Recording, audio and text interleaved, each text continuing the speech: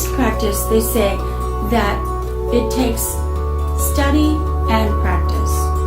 Study and practice are the two wings of a bird, and the bird needs both wings to fly. That's something special about our program is we have you study a lot of different ways. You study on your own, you study in groups, you study in the whole group, but you also practice. And when we talk about practice, we talk about our asana practice and our meditation practice, but also in teacher training, there's a shift, a turn that happens where teaching. That's a very special approach.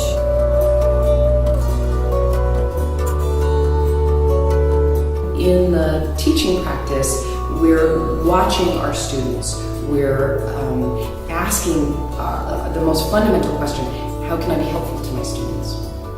What are the components that I need that will make up the sum of being completely connected and helpful? You know, it's a combination of past experience and what's unfolding right in front of me, and how can I help out a little bit. So this is not a dead thing that's on a piece of paper, but it's something that evolves. What's working, what's not working. And that's what we're teaching in this program. That's our goal. Not to send you away with a set of memorized class plans, but the tools to develop your own voice, to articulate your own dharma, what you have to say. And that is Om Yoga is a living practice with complete roots in authentic, ancient yoga, and yet fully accessible and vibrant and alive and immediate. Otherwise, it's not a practice. It has to be personal. It has to be alive. So you really can learn how to be a teacher, and yet you'll be a teacher unlike any other. And I think that's pretty cool. A pretty unique offering.